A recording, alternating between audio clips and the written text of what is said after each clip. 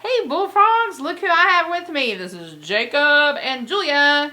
And I told y'all that I would have little guest appearances sometimes and let y'all see my kiddos. I don't know if y'all have ever met Jacob. This is Jacob. Hi guys. And this is the one that I'm calling every morning, trying to make sure that he's up out of bed because, you know, he's a senior now, so he doesn't have to go to school until what? 11. Yeah, it's nuts. Yeah. The life of a teenager. And then Julia Sage over here. Some of y'all know Julia. You've babysat for Ian and Bonnie. So, anyway, say hi, Julia. Hi. All right, well, they're about to head to a church thing, and I just wanted them to come say hi. And Jacob has been helping me get the videos on. And when he goes to camp, I'm not sure what I'm going to do. So, we'll have to try to figure it out. But anyway, oh, and here comes the dog. Here's the puppy. Okay. There's Dee Dee. Dee Dee, say hi to the bullfrogs. There she is. Our Boston Terrier. All right, well, there they go. Okay. Well, I'm going to start reading today. Bye, y'all. Bye. I'm going to start reading book number 43, Leprechaun in Late Winter. All right. Leprechauns. So this must be happening in the March time of the year. Let's see what happens. All right, chapter 1.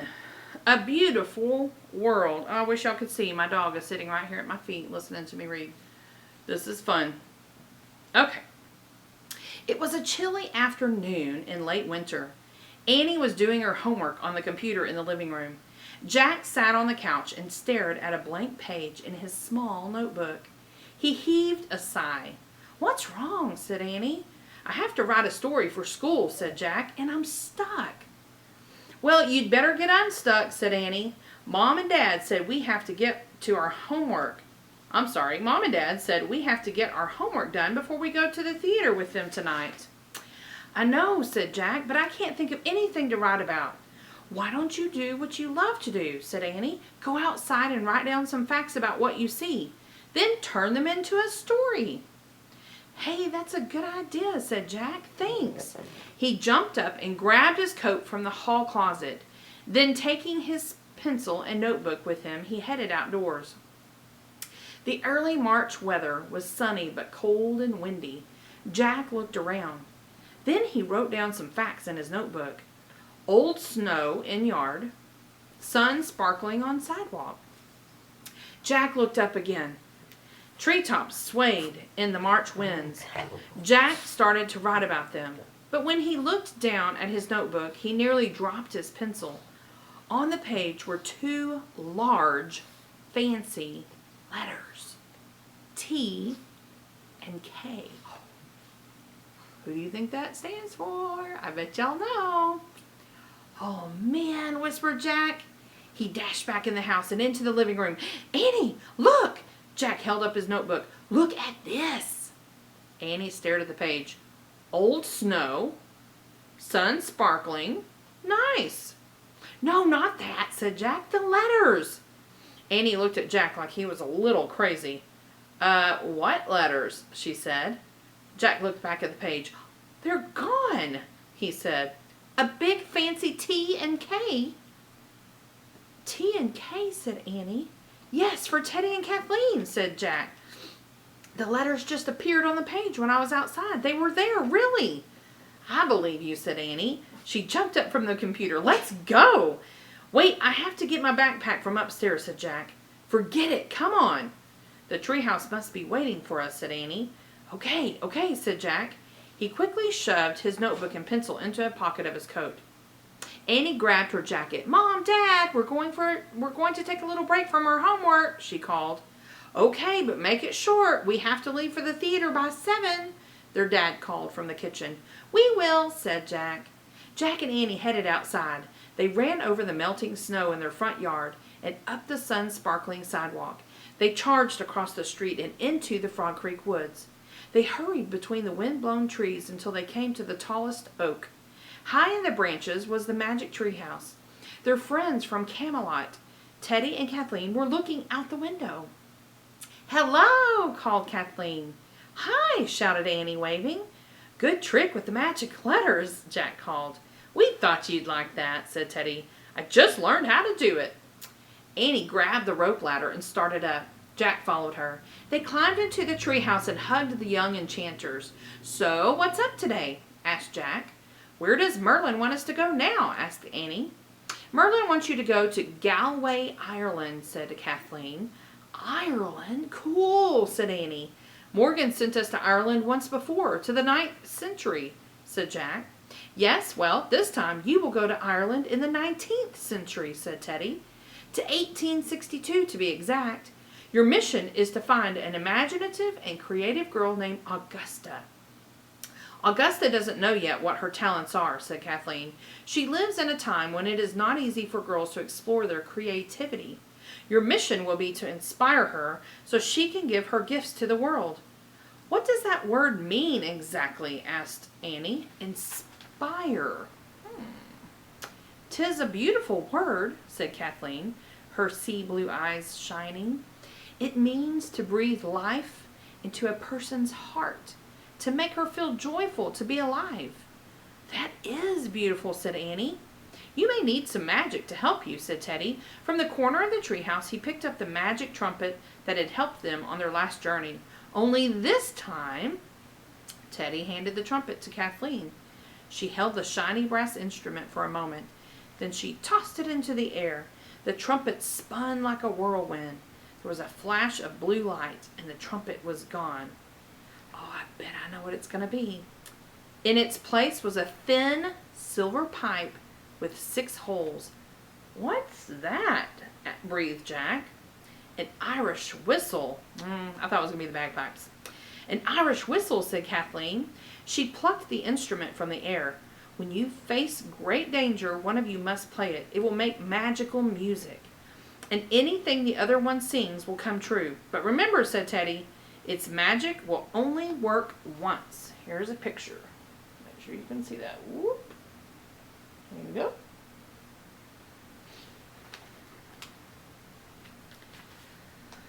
"Right," said Annie.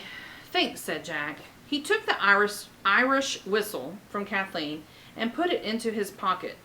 And did Morgan send a research book to give us information?" "Not this time," said Teddy. "Morgan wants you to draw upon your own experiences in life to help you on this journey." "No problem," said Annie. Jack wasn't sure about that. He liked having a book of facts to help them. "So how do we find Augusta?" said Annie. "It should be easy to find her," said Teddy. "When you land in the country of Galway, Ireland, just ask anyone for directions to the big house." "Hold on." Jack pulled out his notebook and wrote, "County of Galway, Ireland. Augusta, big house." He's taking notes. That's awesome. "Got it," said Jack. "But how do we get to Ireland in the first place if we don't have a research book?" "Point to the notes you just made and make your wish," said Kathleen. "And when you are ready to come home," said Teddy, "use the Pennsylvania book as you usually do." "Got it," said Jack. "Go now and help Augusta," said Kathleen. "She needs you." Jack pointed to the words Galway, Ireland in his notebook. "I wish we could go there," he said. "Bye," Annie said to Teddy and Kathleen. "Farewell," said Kathleen. "Good luck," said Teddy. The wind started to blow. The treehouse started to spin. It spun faster and faster. Then everything was still, absolutely still. Chapter 2. The Big House. A cold wind blew rain into the treehouse. Jack shivered.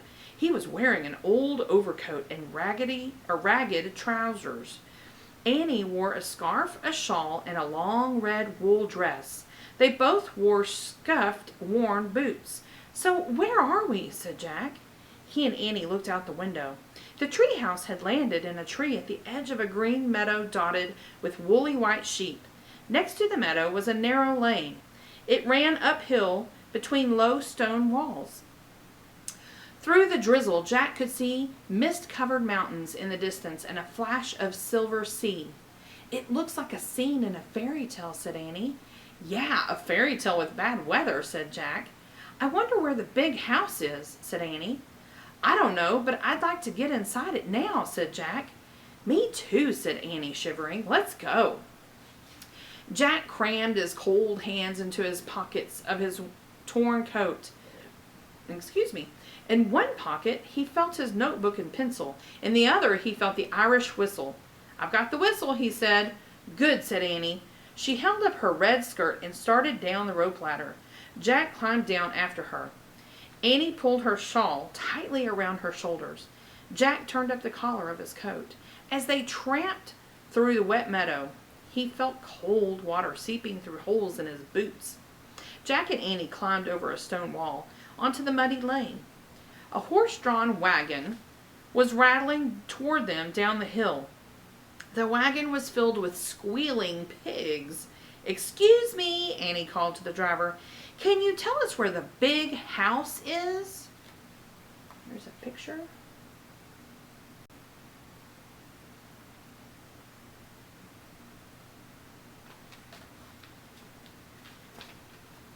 An old man with a tired, rugged face pointed back up the hill. "Thanks," said Jack. The large wooden wheels of the wagon rumbled past, splashing Jack and Annie with mud. "Yuck," said Annie. "Now we're cold, wet, and dirty," said Jack. "Yeah, we're going to look great when we get to the big house," said Annie. "So what do we do when we get there?" asked Jack. "When we find Augusta, maybe we tell her that Teddy and Kathleen sent us," said Annie, "like we told Louis Armstrong in New Orleans." Just thinking about their adventure with Louis Armstrong made Jack smile. "I don't know if that will work," he said. "His world seems so different from this world. There it was so noisy and busy. Here, it feels lonely." "Well, we won't know until we find Augusta," said Annie. "Let's go." Jack and Annie lowered their heads. They plodded up the lane, sloshing in and out of giant puddles. When they reached the top of the hill, they stopped. The muddy lane wound down, past more sheep meadows and some cottages, past a long stable and several barns. At the end of the lane was a large open gate that led onto the grounds of a white mansion. Gray smoke rose from the mansion's chimneys. "The big house," said Annie. "Maybe the people who live there will invite us inside to get warm and dry by a fire," said Jack. Jack and Annie started down by the lane. As they passed the sheep meadows, black and white dogs barked at them. When they walked by several boys hauling wet hay, the workers looked up and eyed them suspiciously. Jack was relieved to get to the gate and head toward the big house. When they reached the front door, Annie lifted the heavy knocker and let it drop. A moment later, the door opened. A pale teenage girl looked out. "Who are you and why are you here?" Well, started Jack. "Are you the ones the butler sent for?" the girl asked. "The butler?" said Jack. "Yes, we are," said Annie. "Then you should go around to the back," the girl said. Before Jack or Annie could ask for Augusta, the girl slammed the door in their faces. "Nice," said Jack. "I hope she wasn't Augusta," said Annie. "Why did you tell her yes?" asked Jack. "It's a way to get inside the big house," said Annie. "Come on." Jack and Annie tramped through the mud to the back of the mansion. They stopped at a door beneath a large smoking chimney. Annie knocked again. This time, a young red-haired girl in a cap and apron opened the door. "Yes," she said. "Is your name—" started Annie. Who is it, Molly?" someone called from inside. "Molly! So she's not Augusta?" thought Jack. "Who are you?" Molly asked them. "We're the ones the butler sent for," said Annie. "You?" said Molly. She looked doubtful. "Well, come in and see him then." Jack and Annie stepped inside. "He's in the kitchen," said Molly. She started down the hall. Jack and Annie followed Molly to the doorway of a dimly lit kitchen. The kitchen smelled of fish and onions. Pots and pans hung from a long rack over a big wooden table. A stout older woman was bent over the table, rolling out dough. "Cook, here are the ones the butler sent for," said Molly. The cook looked up from her dough and squinted at Jack and Annie. "You're the ones he sent for?" she said. Yes, ma'am, that's us," said Annie. The cook turned toward the fireplace. Next to the fire, an ancient-looking man with white whiskers sat slumped in a chair, snoring. "Mr. O'Leary!" The old man jerked and opened his eyes. "The ones you sent for are here," the cook shouted, as if the man were hard of hearing. The groggy butler peered at Jack and Annie. I sent for you? He growled. Not possible. I sent for a coach driver and a blacksmith. Really? Said Annie. I guess there was a mistake. Maybe there are some other jobs we could do around here. Well, what are you good for? Asked the butler. What do you mean? Said Jack. Do you know how to sweep the inside of a chimney? Said the old man. No, said Jack. Pluck a chicken? The cook asked. No way, said Annie. What about rats? The butler said. What about them? Asked Jack. They're all over the cellar, said the cook. Can you catch them? I don't think so, said Jack. Then you're no good to us here, snorted the butler. Be on your way. At that moment, Jack heard the back door open and shut. A girl about Jack's age stepped into the kitchen. She wore a red cape and carried 2 large empty baskets. Her wet hair was parted neatly down the middle and pulled into a tight bun in the back. Ah, said the cook. Welcome back, Miss Augusta. There's Miss Augusta. They always seem to find the people they're needing. Chapter 3. Miss Augusta. Jack and Annie looked at each other. Augusta. The girl put down her baskets and took off her wet cape. Did you deliver your cakes to the poor, Miss Augusta? Asked Molly. Yes, Molly, said Augusta. I visited 7 cottages today. 7 in this weather? You're an angel, Miss Augusta, said Molly. Always so kind to the poor. It is my duty, Molly, the girl said, to help those less fortunate than myself. Her gaze rested on Jack and Annie. And who are these poor children? They're looking for work, miss, said the cook. But I'm afraid they're sorry creatures, not good for anything. I was just sending them away. Oh, surely we must not turn them out so quickly, cook, said Augusta. How tired and miserable they look. Jack didn't think they looked that bad. We are tired and miserable, Annie said. Her voice sounded sad. Her shoulders sagged. Oh, brother, Jack thought. Annie was really acting her part. My poor dears, you must both come into the parlor and rest a bit, said Augusta. We would like that, Annie said pitifully. Follow me, said Augusta. Miss Augusta, surely you're not taking those dirty children into the parlor, said the cook. We must always be kind to the poor, cook, no matter how dirty they are, said Augusta. We should give them something to drink if they are thirsty, and something to eat if they are hungry. You are too kind, Miss Augusta, said Molly, shaking her head. Well, at least make them take off their filthy boots, said the cook. Jack and Annie pulled off their boots and socks and set them by the door. Their feet were red and raw-looking. Augusta took 2 peeled potatoes from a bowl and put them in her pocket. Then she picked up a lit candle from the hearth. Come, let me take you to the parlor, she said to Jack and Annie. Thanks, Augusta, said Annie. Show some respect, the cook called after Annie. Call her Miss Augusta. Sorry, said Annie. Thanks, Miss Augusta. Jack rolled his eyes. Why should he call her Miss? Augusta didn't look like she was any older than he was. Holding her flickering candle, Augusta led Jack and Annie out of the kitchen. The wooden floor creaked as they walked barefoot through a narrow hallway. How are we ever going to inspire this strange, serious girl? Wondered Jack. She acts as if she's already a grown-up and treats Annie and me like babies. We'll sit in here, children, said Augusta. She directed Jack and Annie into a large room with heavy curtains and dark furniture.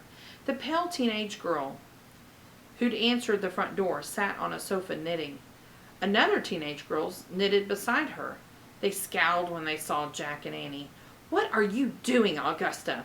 Asked the pale girl. Why are you bringing those 2 into the parlor? I invited them to tea, Gertrude, said Augusta. She turned to Jack and Annie. Pay no attention to my sisters, she said. Please sit down. Augusta, have you gone mad? Said Gertrude. You cannot invite these 2 ragamuffins to sit in here. Mother will be furious, said Augusta's other sister. They're filthy. They're not even wearing shoes. Jack looked down at his muddy clothes and cold red feet. Cook made them remove their muddy shoes in the kitchen, Eliza, Augusta said. I only wish I had nice dry shoes to give them. Sit down, children, she said to Jack and Annie again. Jack and Annie slowly sat down.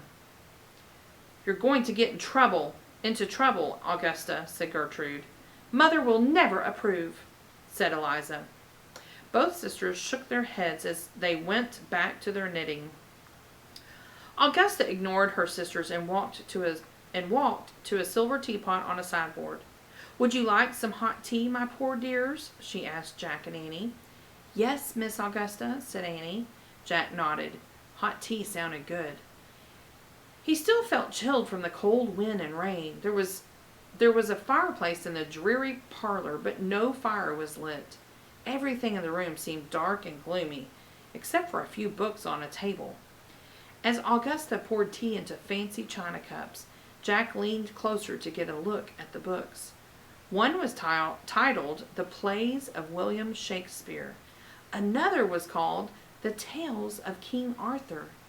Jack smiled to himself. Seeing those book titles made him feel a little more comfortable. Augusta carried cups of tea to Jack and Annie. Then she pulled the potatoes out of her pocket and gave one to each of them. Thank you, Miss Augusta, said Annie. Jack took a sip of tea, but it was too bitter and hot to drink. He took a bite of his cold potato, but it was too hard to chew. So, Miss Augusta, what do you like to do around here? Annie asked. What inspires you? Augusta looked puzzled. I do not know what you mean, she said. What about reading books? Said Jack. Have you read those books? He pointed to the Tales of King Arthur and the Plays of William Shakespeare. Those books belong to my brothers, said Augusta. The time has not come for Augusta to read such books, said her sister Gertrude. Not until she is older, said her sister Eliza. Why? Asked Jack. Mother says the Tales of King Arthur and the Plays of Shakespeare are not for young ladies, said Augusta. Really? Said Jack. Yes, but I'm afraid I sometimes peek at my brother's books, Augusta said to Jack and Annie in a low voice. I love stories. I remember every story I read or hear. I love stories too, said Annie, and I love books. The two older sisters smiled. Keep striving, my dear, said Eliza. Perhaps one day you will learn to read. I already know how to read, said Annie. Jack and I read lots of books. She pointed to the books on the table. In fact, we know tons about King Arthur, and we go see plays by Shakespeare with our parents. Here's a picture of Jack and Annie sitting in the room. And one time we even acted in a play by Shakespeare, A Midsummer Night's Dream. It was at our school, Jack broke in, before Annie could tell them that she and Jack had actually met Shakespeare himself. A Midsummer Night's Dream, said Augusta. She looked surprised. Don't listen to them, Augusta, said Gertrude. I doubt these children have ever been to school, much less acted in a play by William Shakespeare. I suspect you are quite right, Gertrude, someone said. A tall woman was standing in the doorway of the parlor. She wore a long black velvet dress and stood very straight. There was an icy look on her face as she stared at Jack and Annie. Oh, Mother, said Eliza. Uh-oh, the mom showed up, and I have a feeling that's not going to be very good. All right, well, that's all I'm going to read for today. We'll have to wait and see what Jack and Annie get themselves into with Augusta and Eliza and Gertrude's mom. She shows up. Seems like they're kind of serious back in the day in Ireland where they are. So I hope that you're reading along with me. Book number 43. We will read 4, 5, and 6 tomorrow. All right, enjoy your time. Bye.